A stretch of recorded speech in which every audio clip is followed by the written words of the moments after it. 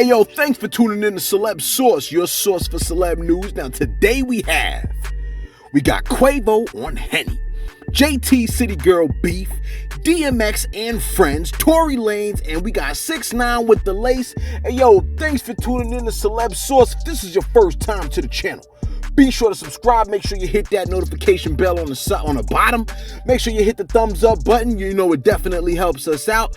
And be sure to check us on our Instagram page at celeb_source1. Now, leading the charge is Quavo of the Migos. Yo, the artist is shouting from the rooftops to abandon the ship that is the cognac brand Hennessy. Yes, Quavo has stated that the reasoning for him abandoning the beloved brand of rappers far and wide is simple. He stated, quote, "They don't F with us. Period." Right? Period is mine. In fact, he posted the following. He said, quote, "My folks need to stop drinking Hennessy. They don't F with us. No more rapping about Henny. The Martell way is how I'm coming, and they appreciate it better.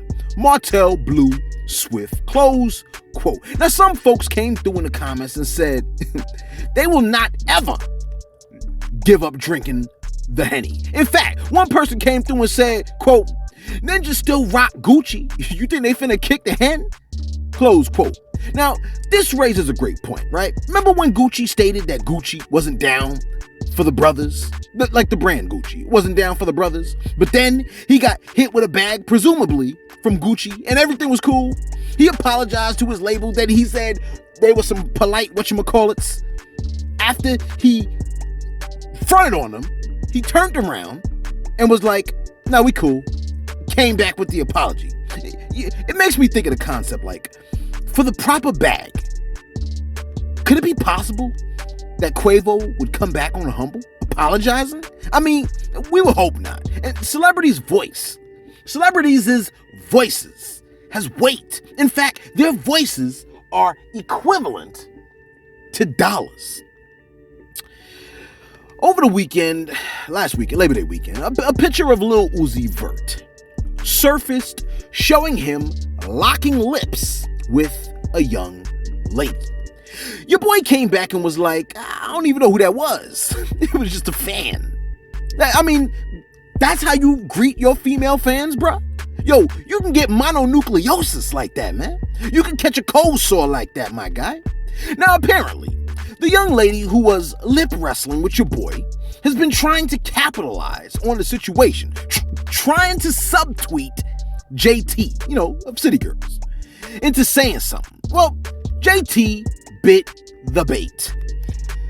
JT posted and said, "You should have been," looking at the pic of him kissing the girl, "you should have been going in his pockets, not taking pics. He was high."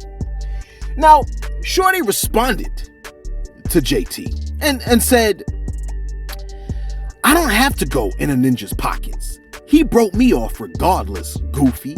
And he couldn't have been too high. We was in the house for an hour before we got in the car. Life's great. Meanwhile, you found my number blowing me up. But I'm crazy. Why the F would I want to beef with you? Are you dumb? And clearly you're checking for me. Nobody worried about an old hoe." Now, JT responded by saying, "I swear on my niece that I love dearly. God can take the breath out." Now, why you gotta bring it to you? Why you gotta do all of this to your niece? Anyway, "I swear on my niece that I love dearly. God can take the breath out of her. This girl is being delusional. I never once said anything to or about her. Like, please stop trying to build false beef with me. I don't know you at all. I don't feel like being all over the blogs today, Lord, but I don't like people lying on me. Keep that delusional-ish over there." Close quote. Now, Shorty responded to JT and said, "But I'm cuter than you on my worst day." Close quote. At this point, Shorty's trolling. I mean, it's obvious. Shorty's trolling. Why would she randomly just come back with that? Unless she was aiming to troll. Anyway, JT responded to the statement of, I'm cuter than you on my worst day. JT responded by saying, "Where? Your worst day is every day, by the way, but wear big feet. Close quote. Wear big feet? Am I missing something? JT then said, I wouldn't kiss no multiple millionaire for free. Let's play What the F Did He Buy You, huh? Oh, okay. Close quote. You know, the more I read these, the more I lose respect. Why are you arguing through text with someone you claim to not even know or want anything to do with? Anyway, she continues on. What the F did he buy you? Did you even see the D? The B left with WAP and a photo. Close quote. No, it sounds like she left with a little more than that. Now, shorty came back and said, quote, Ho looked like a platypus in the face, but want to start with me. Hold on. Let me look up what a platypus looked like. Give me a second. See, I thought that's what it looked like. Why she said that for, I have no idea. Now, shorty ended with the statement by saying, I could never argue with a bee whose veneers are chipped with a laughing emoji. Exit, ho. Close quote. I promise, we'll get you better stories. Now, JT's final words were, quote, I never said ish to this girl before. You a liar. She must have struck a nerve. You a liar. About what part, Jay? Anyway, she continues. You a liar. It's sad. You should be ashamed of yourself. The way you're starting ish. Close quote. Shame. So now you're appealing to her sense of dignity? Yo, something tells me that won't work. I don't know. I mean, I don't think JT directed her energy in the right direction on this one. You follow me? DMX is an artist that folks can't seem to help but love. I mean, I personally think it's how raw the artist is, as well as his energy and how transparent he is. He gives us a full scope into his humanity, and we can respect him for that. And he becomes far more relatable as an artist to so many people as a result. DMX has made recent waves in our headlines because he had a versus session with Snoop, which was arguably one of the better versus battles that we've had the good fortune of being able to indulge in. I mean, it was packed with meme-worthy moments, etc. There was a documentary that recently released, right? The Rough Rider Chronicles documentary. Now, the artist discussed a reality that many of us not only understand, but embrace. Your boy stated that he has various personalities that have helped him throughout life. See, I knew something was up. The interviewer asked DMX if there were parts of himself that helped him cope. It's like they knew. Now, before she could finish her statement, the dark man anticipated the question and said, yes, he added, they're different things. There's a few things, a few people in me, and they get me through life. Word, my guy. Now, the interviewer asked what exactly would he want the public to know about these personalities? I mean, I feel like these questions are a bad setup for something in the future. He responded by saying, quote, I wouldn't want anyone to know anything. Close quote. Too late, D. The interviewer already hipped us to the game that there's a bunch of people over there, bruh. DMX stated, I don't talk about them. You already got me talking about them. Nope. Close quote. You know I gotta do my DMX voice, man. Now his ex-wife came through, and she had something to say. They always have something to say. His ex-wife, Tashira Simmons, stated that Earl, the rapper's real name, is the child that was there before his father left and his mother didn't know how to handle him. The angry persona of X was created to protect Earl, and the entertainer side of it is DMX, who also looks out for Earl, but he's much nicer. Close quote. DMX stated with a tear in his eye, they're there to get me through life.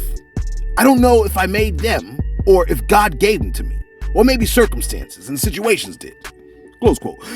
Interesting stuff. Whenever people start talking about multiple people on deck with them, it can't help but sound strange, but borderline creepy. Like, if something went left, they would easily say it wasn't them, it was Earl. Now, of course, it wouldn't work with the popo, because they'll just say, well, take your pick, because a ninja's going to jail today. News